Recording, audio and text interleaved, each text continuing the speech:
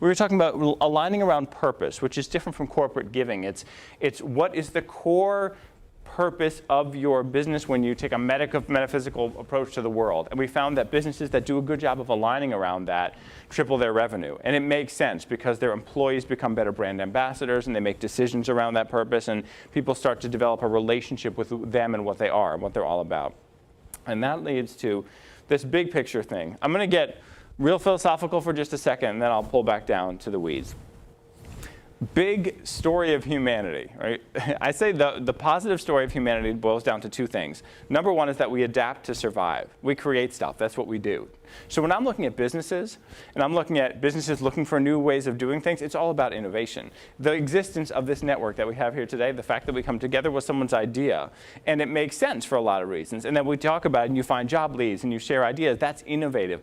When you're looking for new ways to get things done, that is a reflection of the exact same human impulse that led us to create buildings and create tools and all these things. So to me, innovation is the most amazing thing, and that excitement to look for new solutions, to look for new ideas is part of what drives me. To me, it makes the most sense in the world. But the other half of the story of humanity is family.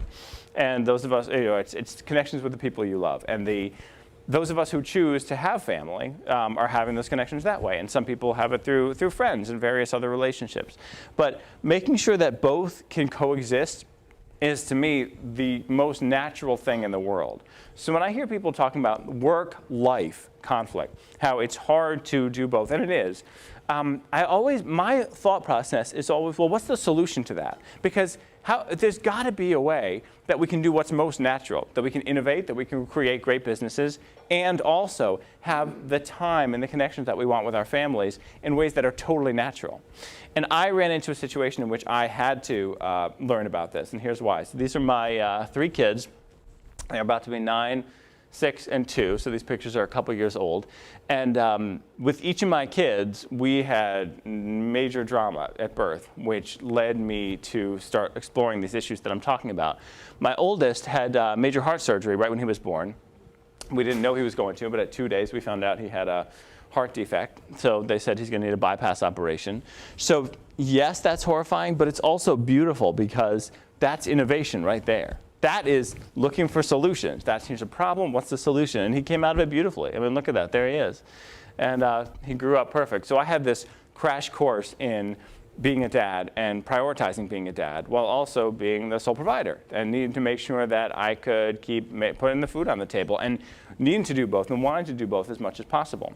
Then we were like, okay, second baby will be drama-free, but it was the opposite. That's my second kid. He and my wife conspired to skip labor altogether, so she fell to the floor of our bedroom 3 weeks before due date, and stuff started coming out into my hands, and I'm on the phone with 911, and then his head comes out and he's not breathing at first, and the umbilical cord is wrapped around his neck 5 times, and the 911 operator was telling me to use a shoelace to tie off the umbilical cord. I won't get too gross, don't worry.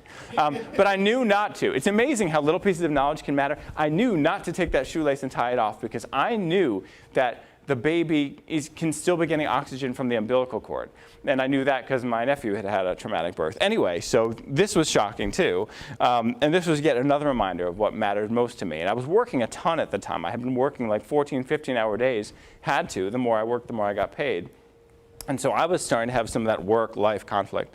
And then this was so shocking, and when he came out of it, so amazing, and he breathed fine, everything was perfect, that I got a little bit of a reality check. And I was like, okay, I'm going to go on this mission now. I'm going to find ways to do even better for my family without having to work these crazy 15, 16-hour days. Because I want to be there for the moments, for that story that is life. While also innovating and doing things that matter for society and succeeding in business. So I started talking with other dads about what they were going through. And I did a bunch of segments on the air, and these are some of them. And the responses that we got were ridiculously out of proportion huge. This became the #1 thing on the newsroom blog. I started hearing from other media wanting to interview me about being a dad in the media who was interviewing other dads.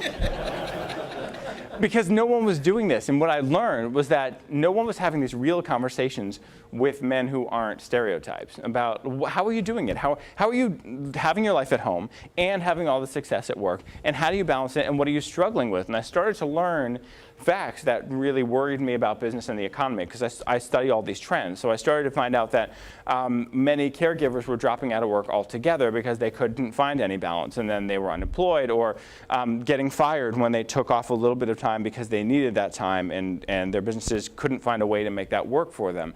And so I started to look at national studies and global studies and see, well, what can be done to help men and women to make sure that we can have lives in both places so that the economy doesn't suffer, so that the business doesn't suffer.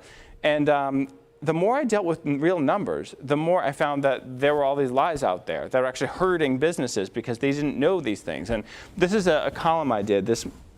Some guy wrote a column saying that those of us who go to jobs every day and work are just automatically bad parents, that when we get home we don't do anything, that we don't care about our kids, that we just care about going to work every day. Meanwhile, working hard to put food on the table is parenting. That's a critical part of parenting, and it was just incredible disrespect.